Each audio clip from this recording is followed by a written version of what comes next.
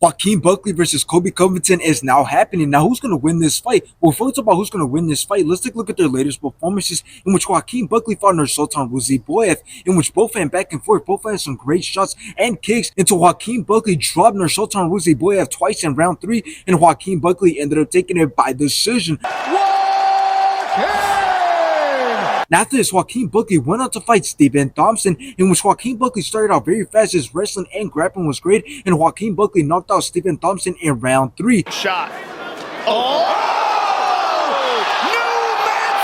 Now let's take a look at Colby Covington's latest performances, in which he fought Jorge Masvidal, in which Colby Covington took control of the whole entire fight with his wrestling, grappling, and ground game until both got rocked in round 4. Big jab, big left hand. Colby's got him hurt. That's nice. But it didn't matter because Colby Covington still ended up taking it by decision. Colby! Chaos! Now, after this, Colby Covington went on to fight Leon Edwards for the welterweight title, in which it was a very boring fight. Colby Covington's performance was trash. Leon Edwards' striking was great, outlanded Colby Covington, and he ended up taking it by decision. And still!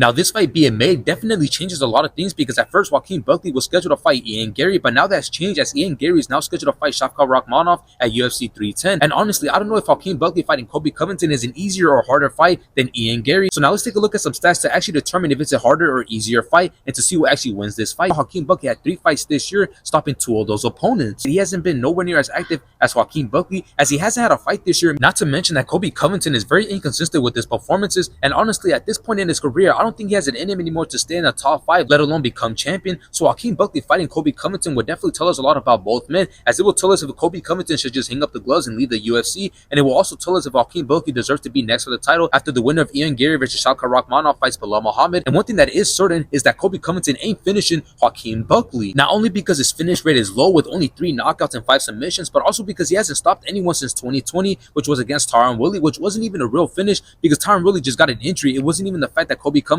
actually stopped him, and before that, his last finish was back in 2016. So anyways, I think that Joaquin Buckley has a high chance at beating Colby Covington using his speed and aggressive offense followed by crazy power. The only way I see Colby Covington somehow winning this fight is if he's able to incorporate his wrestling, which will gas out Joaquin Buckley and which would allow Colby Covington to win rounds and hopefully win the fight, which I don't see that happening. So I got Joaquin Buckley winning this fight, and there is a high chance that he stops Colby Covington.